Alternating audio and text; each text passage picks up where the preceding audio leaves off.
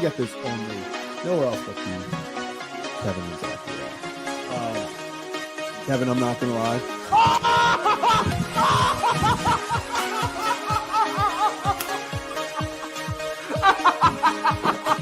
Now we're looking at this. A carved penguin. There it is.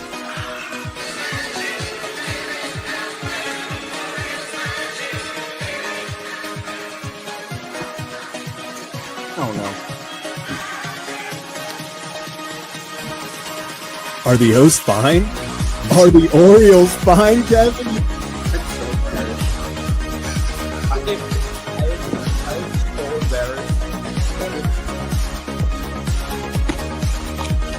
Okay. The Orioles stole it. That game was stolen. It was stolen from them, then they stole it right back. What? Oh my God.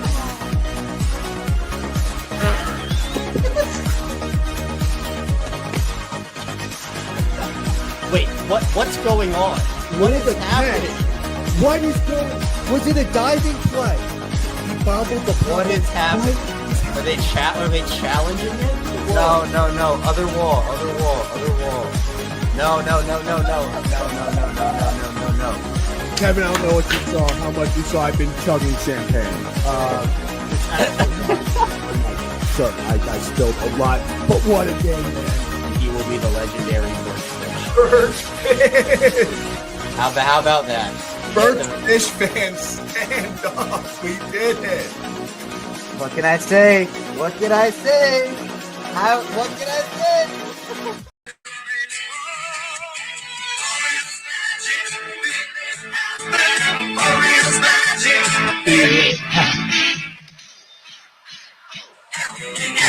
We're back, baby!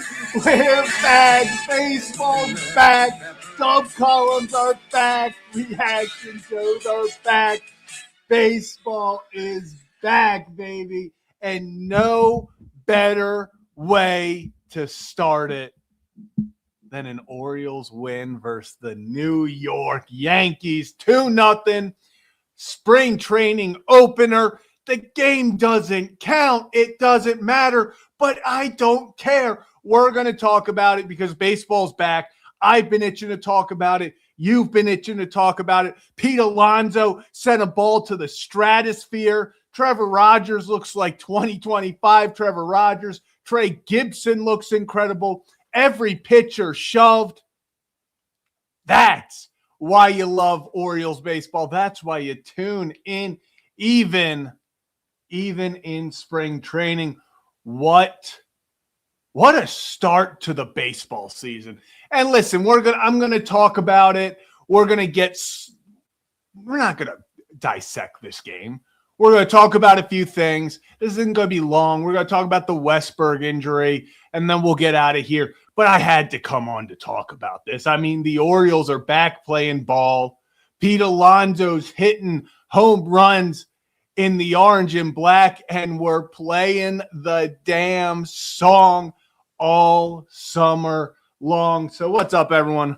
Welcome into this edition of Kevin and Zach React. I'm your host, Zach Bollinger. Kevin's not going to make it on this one. He already had to go and get – he's at dinner right now. He's at dinner. So, gosh. What a fun way to start a season. What a fun way to start the season. Orioles versus Yankees. Trevor Rogers on the mound.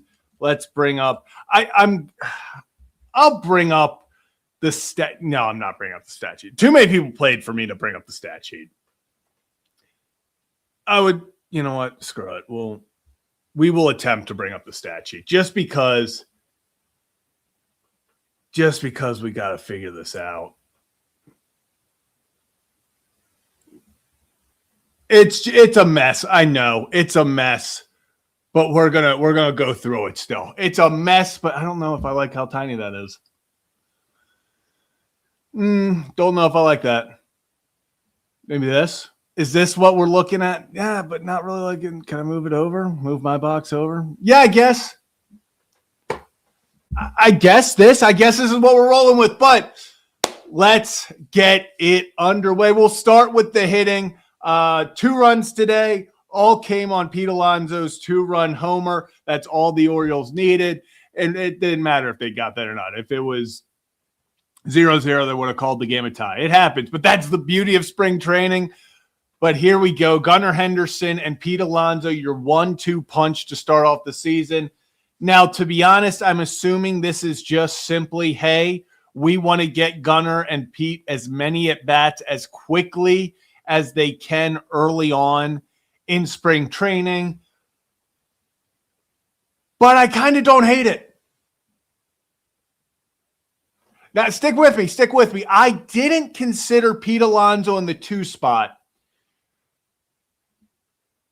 but I kind of don't hate it. I think, dare I say, I like it?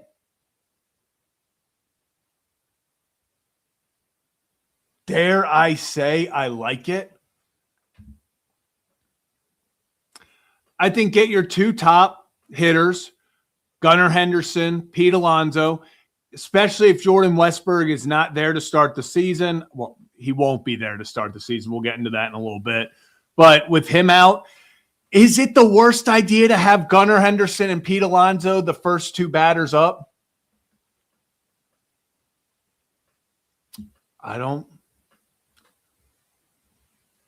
I'm just saying, I don't think it's the worst idea ever, especially you get some run production in there. It lowers the amount, assuming that you were going to have Pete or Gunnar in the 3-hole. It limits the amount of times that they come out, 2 outs, no one on in the first inning.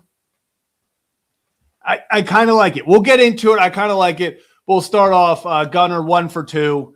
Nice line drive. Gunner's going to be Gunner. It's all about getting him ready. He'll be heading to the World Baseball Classic soon. Pete Alonso 1 for 3. Had 2 really solid hits. 1 incredible play by the center fielder for the Yankees. But Pete, solid swing in the gap, line drive. Probably brings in 1, maybe 2 runs if Pete gets that. But something I want to talk about. And actually, they talked about it on the broadcast. So Pete Alonso decides, hey, other guys are coming out. I want another crack. I want another at-bat. I want another try. I want to see as many. He talked about it later in the game. He said, I want to see as many pitchers as possible in spring training. So he comes out for a 3rd at-bat after solid contact on at-bat number 2 in the gap. Home run. I mean, ball demolished. Don't know what to say. Ball had a family. Keyword had, because that ball doesn't exist anymore. It is somewhere in the stratosphere, probably at this point over Georgia. That ball was demolished, and that's what Pete Alonso brings to this team. 1, he brings an unreal amount of power. But 2, it's that competitive. I want to be bigger on the screen when I say that. It's that competitive edge. It's that I want to see every pitcher I can. It's, hey, I'm 0 for 2 right now. I want to get a crack. He said in an interview later on in the game, I want to say it was the 6th inning, he was like, hey, I know I'm off tomorrow, so I want to go get mine right now. That's something that's infectious.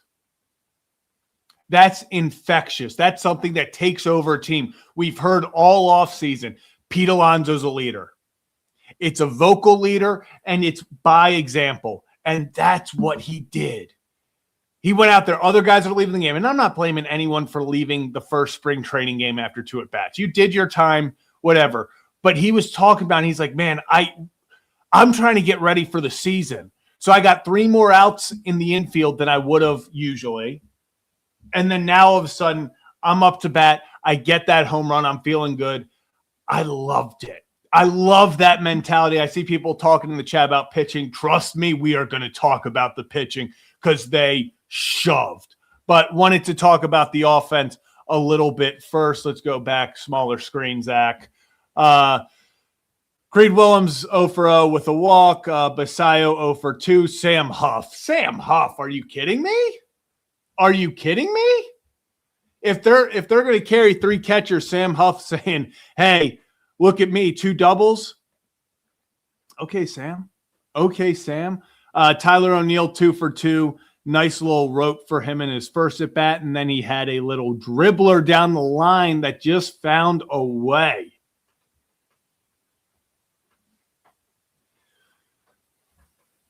Tyler O'Neill looks good. And I'm not just saying at the plate today. I'm talking physically. Yes, he still looks jacked. He's still this massive human, but he looks thinner. He looks slimmer. He talked about, he focused on, I believe, agility and stretching, stuff like that. Stuff that I think is going to keep him healthy long term. If Tyler O'Neill, listen, I know how we feel about Tyler O'Neill. Everyone, I'm going to bring this up, bigger screen of me because I want to talk about it. We all know Tyler O'Neill, and I understand how we feel about him, had a very tough 2025 on the injured list more times than not. You're sitting there, you're going, this is all he is. He opts into the contract because of course he does. Why wouldn't you? You get offered 35 extra million, you're going to take that. If Tyler O'Neill is healthy, he has 35 plus home run potential. You add that into a lineup with Pete Alonso, with Gunnar Henderson. Cowser has power. Basayo has power. This Adley's got sneaky power. Beavers can do his thing. Obviously, Holiday for a second baseman. Yeah, Taylor Ward's got a lot of pop. He's a guy that just feels so forgotten about. He's a guy who drove in 103 RBIs last year. But if Tyler O'Neill can just stay healthy, play in, let's just say 120 games, 125 games, he can put up 25 to 30 homers, and that's going to really help this team. So Tyler O'Neill staying healthy is so crucial. I saw someone earlier as we go down the rest of the lineup. Yeah, Reed Trimble going by William now. I don't know if that's a mistype here or what's going on there, but yeah, Trimble 0 for 2, Cowser 0 for 2, Bradfield 0 for 1 with a walk. Let's keep it rolling. Rutschman, what is that? Was that? Yeah, he was 1 for 3. Kerstead 0 for 1, walk. Mayo 0 for 2. Jeremiah Jackson 1 for 2, had a very good at bat, takes the ball where it's pitched and goes the other way, ends up scoring on the Pete Alonso 2-run homer. Jeremiah Jackson is picking up exactly where he left off in 2025, and that is, if you send me up there, it might not be the hardest hit ball. It might not be a 3-run homer. It might not be a 450-foot silo shot. It's not going to be 110 off the bat to the gap, but I'm going to find a way on base, and I'm going to hit the ball where I need to and where it is pitched. Give him a pitch on the outside corner. He says, hey, thanks for that. I'll poke it the other way between the first baseman and second baseman, and now I'm standing on first base to get this inning started. That's why Jeremiah Jackson, when he got his opportunity in Baltimore, continued to get opportunities, because when you put the bat in his hand, when you gave him opportunities, all he did was get the job done. Spirit Bomb, I agree. Jeremiah Jackson, I talked about it actually on this podcast last night, O's Theory. Go check those guys out over there. Appreciate them having me on. Jeremiah Jackson, I'm going to classify as just a all-around ball player. I don't know where he's going to play. He's going to play second base. He's going to play third base. I'm sure he gets DH. I'm sure he gets outfield time. Jeremiah Jackson is a guy who has proven that at the major league level, when you give him a chance, he is going to grind through every at-bat, and he's going to find a way on base. And that is why you love this guy. He is a gamer. He's going to bring every glove he has to the field. He's going to show up. He's going to go, Albie, where am I playing? Albie's going to say, you're on the bench today. You're at second today. You're at third today. You're in the outfield today. You're DHing. You're first guy, pinch hitting, whatever it is. Jeremiah Jackson is going to go out there and give you a good at-bat. He's going to give you a quality performance, and that's why I love this kid. I don't think he's going to be starting much, obviously, early on with Jackson, Holiday, and Westburg both out. He's going to get more opportunities. But Jeremiah Jackson, he gives me those vibes of a guy that it doesn't matter when his number's called, he's going to be ready, and he's going to put up stats the entire time. Now let's go to the freaking pitchers, because holy crap.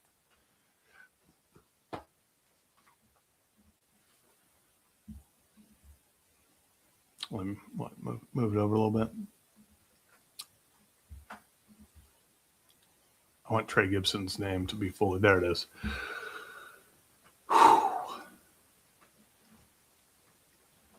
The pitchers. It's spring training. The Yankees didn't have their A squad out there. Listen, you cannot overreact to spring training. You can't. You cannot look at spring training results and assume that that is what it's going to be. You can't look at spring training games and say, oh, because he dominated these guys, he's going to be dominant all year.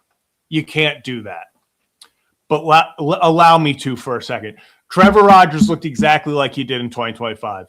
Fastball was deceptive, getting swings and misses, guys off balance. It was soft contact. It was guys struggling to see movement. It was insane amounts of movement on pitches. Trevor Rogers looked exactly like Trevor Rogers did last year. And holy crap, is that a massive jump for the Orioles if it is.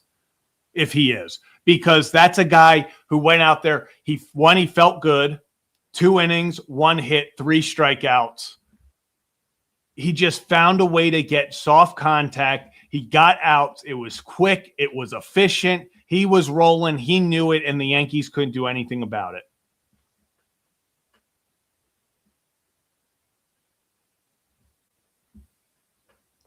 Trevor Rogers, listen, once again, spring training stats are spring training stats. But the eye test showed you Trevor Rogers' stuff, the stuff, was as good as it was prior. I'm super hyped for him. Just continue to put together a good spring. I'm expecting a big season from Trevor Rogers. Keegan Aiken, 1 inning pitch, 1 walk to start actually his outing, then 2 strikeouts after that. Keegan Aiken's going to be a big wild card for this team out of the bullpen. He's kind of going to be a jack of all trades. He's that lefty that can go 2-3 innings if you need to. He can be a high leverage guy if you need him to be. Him being consistent this year is going to be so important for the Baltimore Orioles. I can't see straight. They need to find lefty relievers that are going to work for them. You have Dietrich Enns, you have Keegan Aiken, Grant Wolfram, obviously, as we'll get to in a second. These are guys that need to step up because they need that reliable lefty reliever if they want to match up late, if they want to get, have someone to come get lefties out when they need to. Keegan Aiken can be that guy. Deceptive fastball, nothing that's going to blow by you, but if it catches you off guard, it gets on you quickly. Happy to see him put together a solid outing. Rico Garcia, 1 walk, but besides that, 1 clean inning. Rico's a guy that came on last year and honestly kind of made a name for himself because he got out of a lot of crappy situations that other people put him in. Coming in bases loaded, no outs, he'll get out of it. Gone second and third, 1 out, he'll get out of it.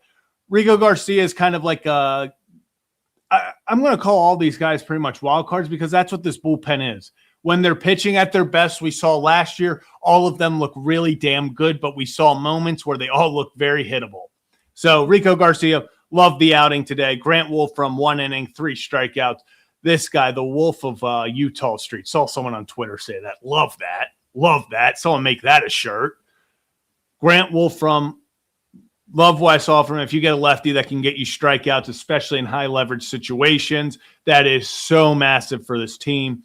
Jose Espada, 2 strikeouts in 1 inning pitched as well. Love seeing that from him. Just guys that hopefully, because bullpen, there's going to be injuries. There's going to be a lot of shuffling.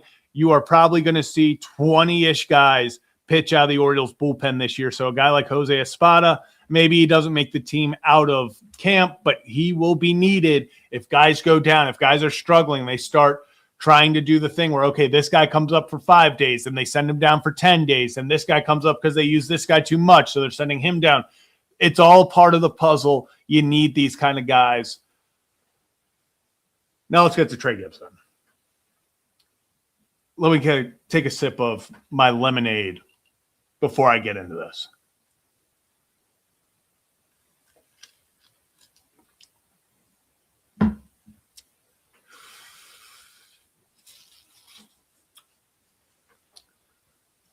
I probably should have made orange Kool-Aid instead of lemonade because holy crap am I drinking the Kool-Aid. Trey Gibson had to leave Liberty, was kicked out. And at Liberty, for those of you who don't know, you can get kicked out for simply hanging out with a girl unsupervised. Like, there are so many ways to get kicked out of Liberty. Gets kicked out of Liberty, ends up going undrafted, but the talent was there. Wins Jim Palmer Pitcher of the Year for Orioles last year.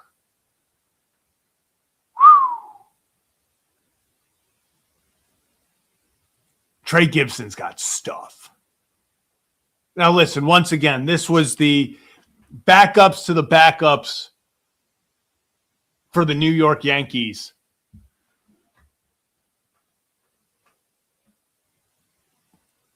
But, man, did Trey Gibson look good. Trey Gibson looked so good. 3 innings pitched, only 2 hits, 3 strikeouts. Spirit Bomb couldn't agree. It's spring training, but stuff is stuff. Yeah, I agree. Trey Gibson, I've seen some people. Is he going to make the team out of camp? No. I don't see any way he makes the team out of camp, and he shouldn't. He's got to go down to AAA and continue to work. But this is a guy, he reminds me of Kyle Bradish. He gives me just insane Kyle Bradish vibes, where next year, I think he gets a cup of coffee here a few times. He's going to play in the majors at some point this year. He's going to get a spot start. Maybe it's out of the bullpen towards the end. But Trey Gibson is a guy that next year, Zach Eflin's contract's up. Trevor Rogers' contract's up. Obviously, Chris Bassett's contract's up.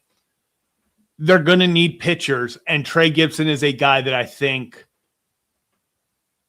just has that stuff that is going to get him by, that is going to make him a really good pitcher in Major League Baseball at the Major League level, and you were seeing it here. Trey Gibson is that good. This is a guy that get to know him because Trey Gibson, he's coming. He is going to make it to the majors sooner rather than later. I don't think it's out of camp. I think you have to send him to AAA, let him continue to develop there. But this is a guy that I could not be more ecstatic for. And yeah, I truly believe it. I don't think it's going to be early on, but I think towards the end of the year, Dodgers used 15, 17 starting pitchers last year. You need depth. You need guys that can go out and take a start for you, that can go start 3 or 4 straight times while other guys are on the IL. Let Trey Gibson continue. And, yeah, this is why he was not great in his stint in AAA, and that's why you have to send him back there. Debut was good. Afterwards, numbers, but it's what's going to happen when you go to a next level. That's why you got to send him back to AAA, let him get comfortable there, and go from there. This is a guy that has just a crap ton of stuff that I could not be more excited about. But now, before we get out of here in probably about 10-ish minutes, let's rip the Band-Aid off. Jordan Westburg, partially torn UCL tendon, opts for the PRP shot instead of Tommy John surgery. I feel for Westy. I feel for the person. Had him on the show a few times. He, I just want him to be healthy. Like Jordan Westburg, since his rookie year, I've called him the producer. All he does is produce. I've been on that since the beginning. He is someone that I want to see dominate and just be healthy more than anything. It hasn't happened recently, but this one sucks a little more because talking to him, had him on the Ryan Ripken show a few weeks ago, you could tell he was itching to get back out there. It hurt him so much that last year he wasn't there the majority of the time while these guys were trying to scratch and claw back into a division, back into a wild card race. And he wasn't there because he wasn't healthy. You could tell he wanted to be out there this year more than anything. And it is going to eat him alive, not being able to. And genuinely, I don't know any inside information, but I bet that had something to do with them opting for the PRP shot. They went to 2 separate doctors. one of the Orioles physicians, and then a doctor out in LA both said, hey, it's a partially torn UCL. Guys can get the PRP shot, especially I see people comparing this to Kyle Bradish. Pitchers use their arms way more than infielders. Even if, let's say in 3 months, Jordan Westburg has to get Tommy John, he's going to be back at the start of when next year would start. Whether we get a next year or not is going to be up in the air, but it should be back relatively soon next year. Even if he waits until the off season, he would be back playing third base by May, June. So I think the PRP shot was the way to go. Gives him an opportunity to maybe be back this year. It's a Band-Aid, the PRP shot. This is not going to fix anything. This is not going to be like, awesome, avoided surgery completely. He's probably going to have to get surgery eventually down the line in some capacity. This is to help his chances of playing in 2026. They say he's out through at least May. I don't expect to see Jordan. I'm going to be a pessimist here. Maybe I'll call it a realist. I am under the impression that Jordan Westburg does not play this year because I refuse to get my hopes up. If he comes back, I think it adds an incredible level to this offense. I think he is the glue to this offense. I think he is a leader by example for this team. He is a reliable guy that when he's in the lineup, you know what you're going to get every single time he takes the field. It just sucks that he's not going to be out there for the full to start the year. It sucks that Jackson's not going to be out there to start the year because he's another guy that you know is itching to get out there. He wants to put his best foot forward and kind of show off that he is this former top number one prospect, this top guy that you can rely on. I feel for both of them. Jackson, I assume, will be back late June, April, early May at the latest. So not too concerned about him. I mean, he's already got his cast off. He's signing autographs with his right hand. It is what it is. It just sucks that going into this season where he felt like he was going to take that jump, that he's got to start off with something like this. But that's baseball. You know, that's baseball. Saw someone earlier talk about the Albanez interview. Craig Albanez is probably the best personality this team could have gotten.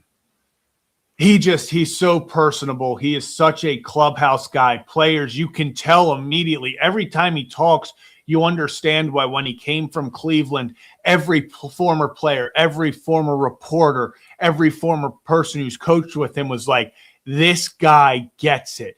Everyone loves him. He is the most personable human you will ever meet. People gravitate towards him. This is a guy that I hope is running the Orioles for the next 10 to 15 years.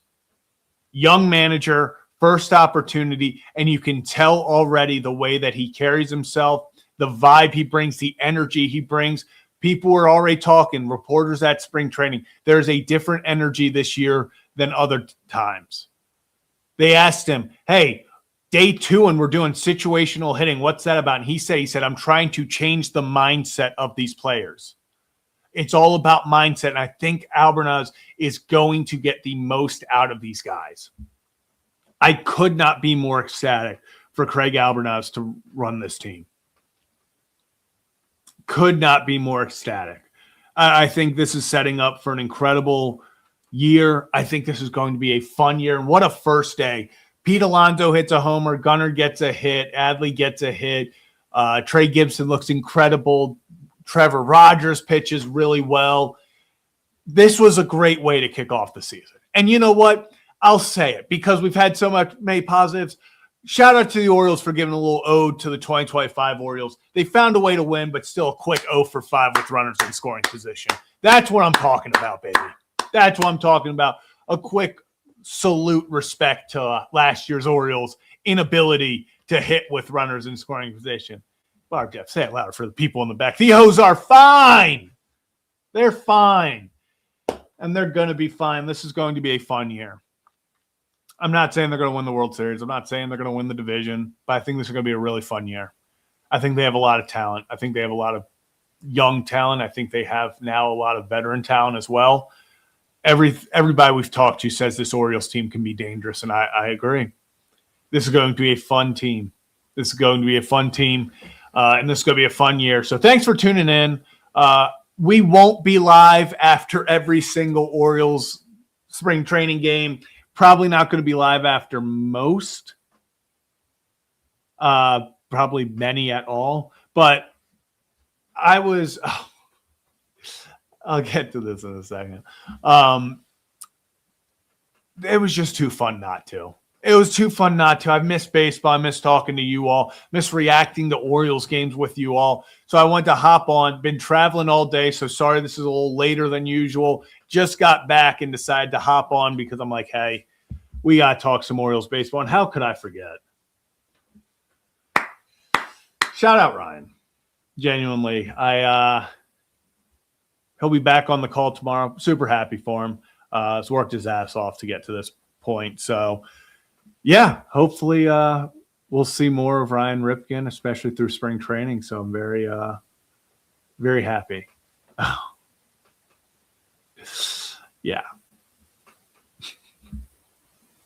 Braves are scoring a lot of points this year. Braves are going to score a lot of points this year. I'll leave it at that. What the hell was that? Manzo, what did we do? I was like, what did they fuck me for?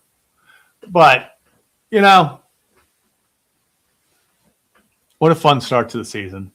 What a fun start to the season. But that's going to do it for this edition of Kevin and Zach React. Wanted to come on here, just a quick 30-minute show, react to all this, talk about B. Alonso, silo shot out of there at Ed Smith Stadium. Pitchers are shoving. Gunnar Adley get hits. Tyler O'Neill 2 hits. Jeremiah Jackson gets a hit. Boys were humming. It was a fun day at the yard. And just excited to go on this journey with you all. So that's going to do it for this edition of Kevin and Zach React. Hit that like and subscribe button on your way out. And we'll be here next time. Not sure when. Kevin and I will talk about it.